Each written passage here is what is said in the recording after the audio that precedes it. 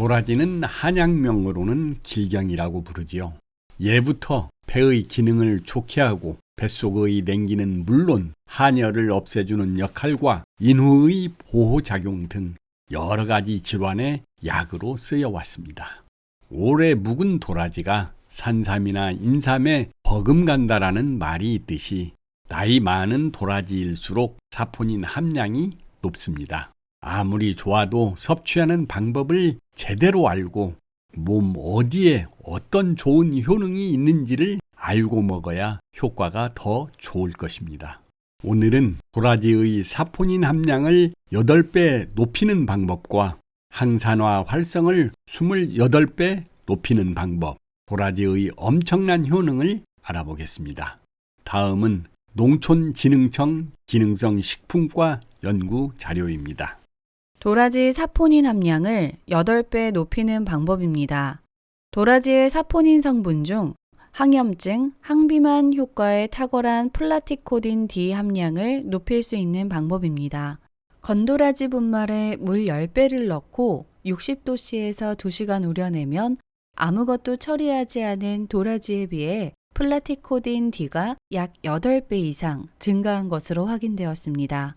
가정에서는 도라지 분말을 구입 후 시간과 온도를 자동으로 맞출 수 있는 보온 전기 주전자에 도라지 분말과 물을 넣고 60도에 맞춘 뒤 2시간 우려낸 후부터 마시는 양은 농도에 따라 차이가 있으니 연하게 해서 수시로 드시면 좋습니다. 도라지 항산화 활성을 높이는 방법입니다. 항산화 활성이 높아지면 항노화, 항염증, 백내장 등 질병의 주요 원인을 예방할 수 있습니다. 도라지를 90도씨에서 95도씨로 2시간에서 5시간 찌고 말리기를 반복하면 항산화 활성을 생도라지와 비교한 결과 1차 증숙 시 14배, 2차 증숙 시 25배, 3차 증숙 시 28배 증가한 것으로 확인되었습니다. 가정에서는 찜통이나 냄비에 쪄서 말린 후 대추와 함께 일반 주전자에서 팔팔 끓인 다음 보온 전기 주전자에 도라지와 물을 넣고 60도에 맞추고 2시간 우려낸 뒤부터 연하게 해서 수시로 드시면 좋습니다. 도라지의 효능입니다.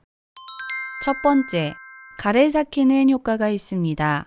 도라지의 아리고 쓴맛을 내는 사포닌이 호흡기 건강에 효과적입니다. 도라지를 먹으면 목 안과 위의 점막을 자극해 점막의 점액 분비량을 증가시킵니다. 이로써 가래를 몸 밖으로 배출하게 도와 증상을 먹게 해줍니다. 이 같은 효과 때문에 도라지는 편도선염, 기관지염, 인후염 등에 두루 좋습니다. 두 번째, 면역력을 증강시켜줍니다. 우리 몸은 기관지, 위장, 폐 점막 속 면역물질이 충분해야 외부로부터 신체 건강을 지킬 수 있습니다. 도라지 속에 함유되어 있는 안토크산틴과 사포닌은 이런 점막 보호작용을 도와 점막과 인체에 해로운 물질이 머무는 시간을 줄여주어 우리 몸의 면역력을 높여주는 효능을 가지고 있습니다. 세 번째, 혈당과 콜레스테롤을 개선해줍니다. 도라지의 사포닌은 간 속의 콜레스테롤 수치를 낮출 뿐 아니라 스테로이드 분비를 증강시켜 콜레스테롤 대사에 영향을 미칩니다. 그러므로 당뇨병이나 고혈압 환자는 도라지를 자주 먹는 게 좋습니다. 네 번째, 피부 염증 개선. 2018년에는 농촌진흥청에서 찐 도라지가 자외선으로 손상된 피부 염증을 억제하는 데 효과가 있다는 사실을 밝혀냈습니다. 자외선에 노출된 피부는 염증 인자인 사이클로옥시게나제2 효소가 증가하는데 이 효소 발생을 증숙 도라지가 막는 것으로 확인했습니다. 농진청은 2차 증숙 도라지 추출물을 처리하는 경우 사이클로옥시게나제2 효소의 억제율이 90%로 가장 높은 것으로 나타났다고 덧붙였습니다. 끝으로 도라지 부작용입니다. 도라지 부작용은 사포닌이 적혈구를 파괴하는 용혈작용이 있어 심장병이나 뇌혈관 질환으로 약을 복용하고 있는 환자는 담당 의사와 상담 후 드시는 것이 좋습니다. 요즘은 음식이 없어서 못 먹는 경우는 없지만 바쁜 현대인들은 균형 있는 식사를 하기 쉽지 않습니다. 바빠서 다이어트를 위해 식사를 거르기도 하고 패스트푸드나 인스턴트 식품 같은 영양가 없는 음식을 섭취하기도 하죠. 그래서 많은 사람들이 간편하게 건강을 지키기 위해 각종 영양제를 복용합니다. 예전이라면 40대가 넘어가서야 먹기 시작하던 영양제를 10대 후반, 20대 초반부터 챙기는 사람이 부쩍 늘어났죠. 비타민은 다양한 질병을 예방하고 치료하는 데 도움을 주고 수십 종의 미네랄은 아주 미량이지만 생명에 필수적입니다. 그런데 몸에 좋다는 이유로 각종 영양제를 과다하게 섭취할 경우 우리 몸의 각종 물질들을 해독하고 배출하는 간에 큰 무리를 줄 수 있습니다. 특히 평소 간 질환이 있는 사람의 경우 영양제 섭취에 각별히 조심해야 합니다. 비타민 C, B와 같은 수용성 비타민은 과다 섭취하더라도 소변을 통해 비교적 쉽게 배출되는 데 반해 지용성 비타민인 비타민 A, D, E, K 등은 체외로 잘 배출되지 않고 축적되기 쉬워 더욱 유의해야 합니다. 간의 기능이 떨어지면 소화 기능과 해독 능력이 저하되어 면역력이 떨어지고 체내 만성염증을 일으켜 각종 통증과 자가 면역 질환을 일으킬 수 있습니다. 또한 인슐린 저항성이 악화되어 당뇨 및 비만 등의 원인이 될 수도 있습니다. 오늘은 미국 국립보건원이 발표한 간을 손상시키는 영양제 9가지에 대해 알아보도록 하겠습니다.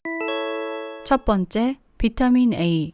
하루에 4만 단위 이상의 베타카로틴이 아닌 레티놀을 복용 시 간 손상을 유발했다는 연구가 있습니다.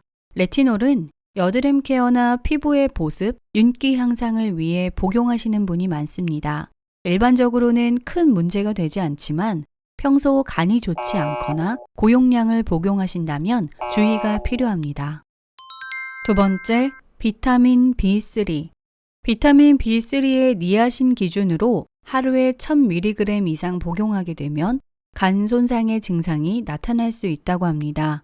비타민 B3는 아주 흔하게 간 수치를 높이는 비타민으로 고지혈증 개선을 위한 적절한 니아신의 양은 50mg 정도지만 해외 직구 제품 대부분이 이보다 훨씬 고용량이므로 섭취에 주의하셔야 합니다.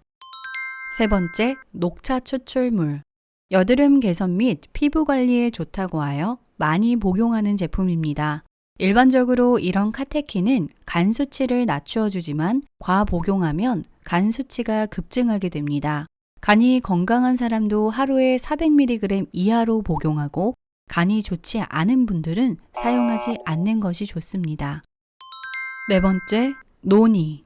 노니는 염증과 면역에 좋다고 하여 인기가 있었지만 간 손상의 이슈가 아주 많은 성분입니다. 노니에서 가장 문제가 됐던 성분은 안트라퀴논이라는 물질입니다. 안트라퀴논은 급성 간독성을 유발할 수 있는 물질로 노니의 씨앗과 껍질에서 주로 발견됩니다. 심각한 경우는 간 이식이 필요할 정도로 간을 손상시키기도 합니다.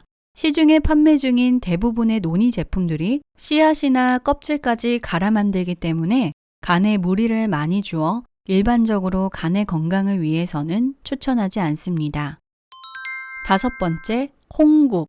홍국은 식약처에서 인정한 건강기능식품으로 홍국에서 추출한 모나콜린 K라는 성분은 혈중 콜레스테롤 수치를 개선하는 효과가 있습니다. 그러나 고지혈증약 자체가 간 수치를 높일 수 있어 하루에 10mg 이하를 복용할 것을 권장합니다. 여섯 번째, 가르시니아. 가르시니아는 하루에 1000mg 이상을 먹었을 때 간에 손상을 줄 수 있습니다. 일반적으로 보충제를 보면 한 알에 500mg이 들어있어 하루 2알 이상 복용 시 간에 부담이 되고 간 수치를 높일 수 있으니 유의해야 합니다. 일곱 번째, 승마와 성효한초. 승마는 여성 호르몬제로 갱년기 여성의 폐경 치료제로 많이 쓰입니다. 호르몬 치료제만큼 강력하진 않지만 비슷한 효능을 내기 때문에 오랫동안 고용량을 복용할 경우 간에 무리가 갈 수 있습니다. 성유한초 역시 호르몬을 조절하여 급성 우울증 치료에 사용되는 허브의 일종입니다. 충분한 과학적 근거는 없지만 서양에서 오랜 기간 대체의학으로 사용된 약초로 이 두 가지 모두 간에 부담을 줄 수 있는 성분입니다. 8번째, MSM. 식이유황은 일반적으로 해가 되지 않지만 유황이 안 맞는 분들은 일시적으로 간 수치를 높일 수 있습니다. 따라서 간이 좋지 않은 분들은 복용에 유의하시기 바랍니다. 9번째, 종합 비타민의 생약 성분.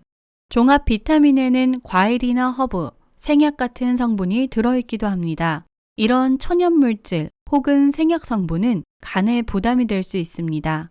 따라서 이런 성분이 간 수치를 높일 수 있다는 것에 유의하여 종합 비타민을 섭취하시면 됩니다. 오늘은 간에 무리를 주는 영양제 성분 9가지를 알아보았습니다. 물론 전문가들이 지시한 안전 범위의 섭취량은 문제가 되지 않지만 평소 간이 좋지 않거나 고용량의 해외 직구 건강 보조제를 사용할 경우에는 간을 손상시킬 수 있으니 위험성을 잘 알고 섭취하는 것이 좋겠습니다. 한국영양학회에서 각 영양성분마다 지정한 상한 섭취량을 참고한다면 영양제 과다 복용 예방에 도움이 될 것입니다. 침묵의 장기라고 불리는 간은 70~80%가량 손상되어도 뚜렷한 증상이 나타나지 않아 간 질환을 더욱 악화시킬 위험이 크다고 합니다. 건강을 위해 보조제를 섭취했다가 오히려 간을 망가뜨리는 일이 없도록 하는 것이 좋겠습니다.